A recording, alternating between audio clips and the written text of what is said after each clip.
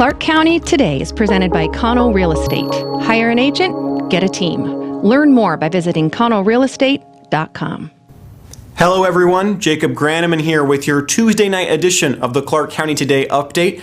For the first time in a while, the number of new daily COVID-19 cases in Clark County was under 100, but the death toll climbed by 5, reaching 122 confirmed and 10 suspected cases blamed on the pandemic. Hospitalizations also climbed back by nearly 11% of bed space, with 60 confirmed and 9 suspected cases in Clark County hospitals.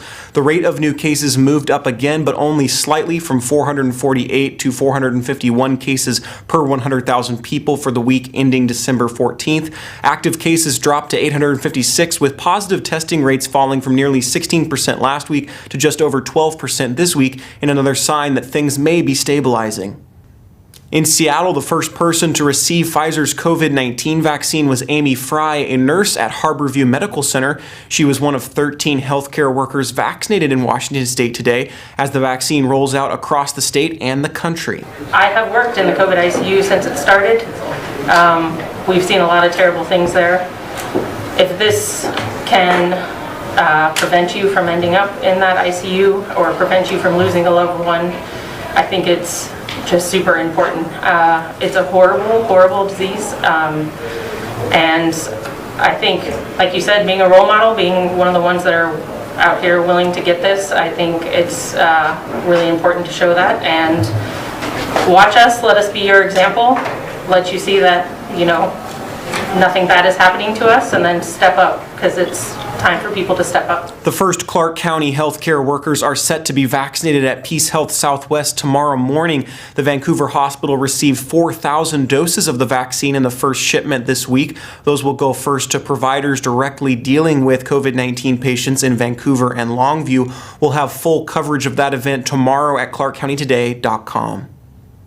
A website that posted the personal information of election officials, including the Washington State Elections Director, appears to have been removed after it was reported to a federal agency. The site included a photo of Lori Aguino with crosshairs over it, along with a countdown clock and the words "Your days are numbered." In a news release, Washington Secretary of State Kim WYMAN called the website appalling and defended the work of the county's 39 election officials.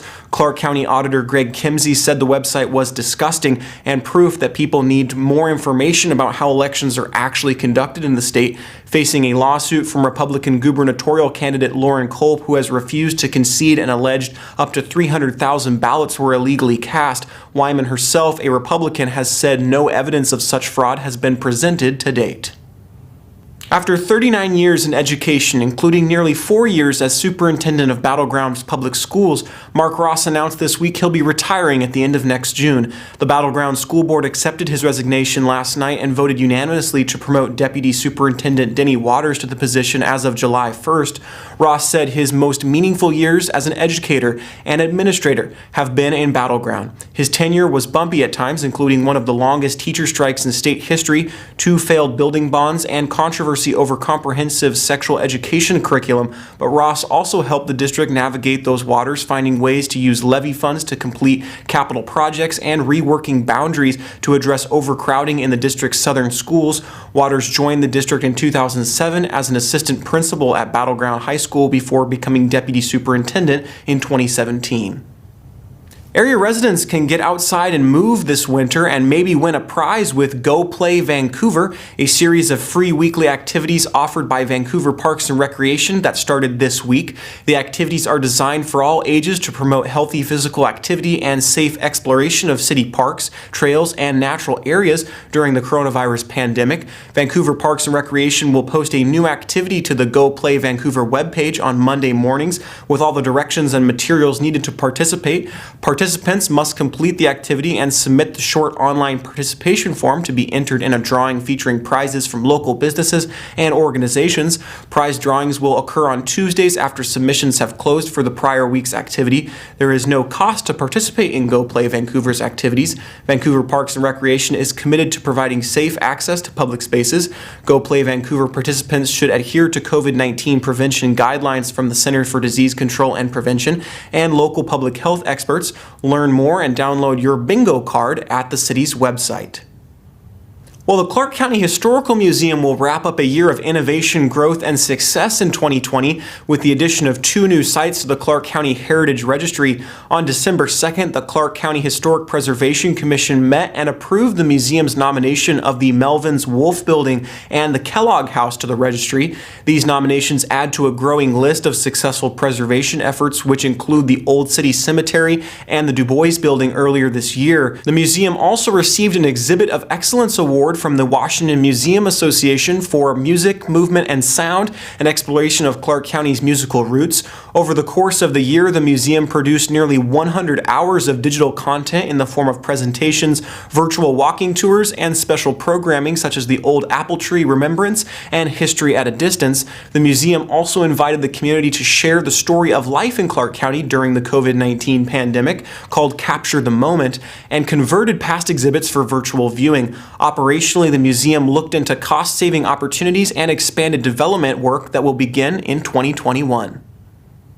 A week ago, it was National Pastry Day, so Paul Valencia bested the bakery. Today, it's National Cupcake Day. Here's Paul in downtown Camas conquering some cupcakes.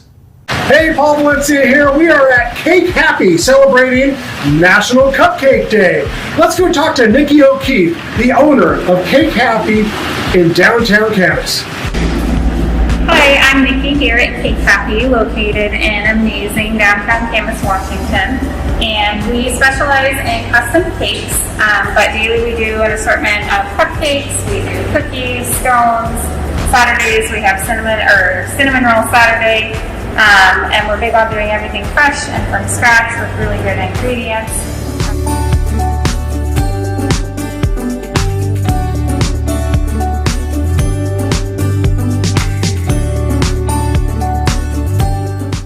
Well, there's a look at the stories we've got for you at clarkcountytoday.com, so be sure to check in with us on social media through Facebook, Twitter, Instagram, and YouTube to see when our stories are posted and join the conversation. You can also send us story ideas and feedback. Our email is news@clarkcountytoday.com. From all of us, I'm Jacob Granneman. Thanks so much for watching. Have a great night, and we'll see you again tomorrow.